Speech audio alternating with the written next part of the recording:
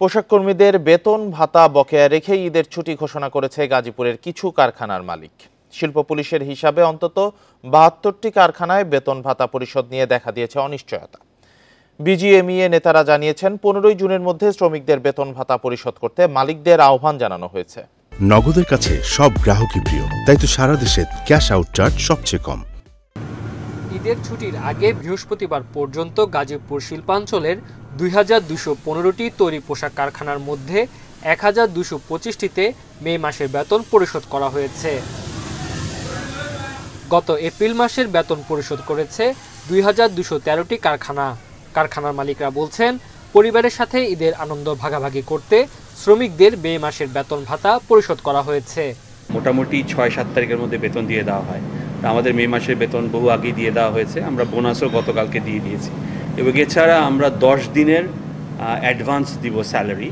মে মাসের বেতন সেটা আমরা পূর্ণাঙ্গভাবে পরিশোধ করে দিয়েছি এবং বোনাসটাও আমাদের গত এক সপ্তাহ আগে অলরেডি পেমেন্ট হয়ে গেছে। এখনও শ্রমিকদের বেতন ভাতা পরিশোধ করেনি ৭২টির কারখানার মালিকরা।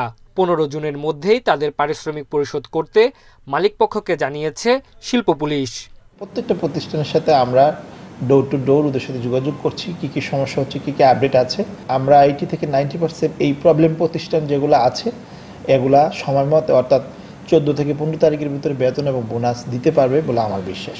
বিজিএমইএ নেতারা জানিয়েছেন, ঈদের আগেই পোশাক কর্মীদের বেতন ভাতা পরিশোধে মালিকদের তাগাদ দেওয়া হয়েছে। ব্যাংক যাতে আমাদের সহযোগিতা করে, শেষ মুহূর্তে যদি ব্যাংক এক্সপোর্টারদের সহযোগিতা না করে তাহলে প্রবলেম হয়ে যাবে।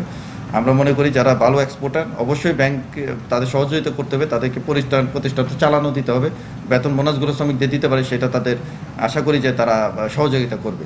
গাজীপুরে বিজিএমই এর অন্তর্ভুক্ত ৭৩৬টি এবং বিকেএমই এর অধীনে ১২৮টি কারখানা রয়েছে।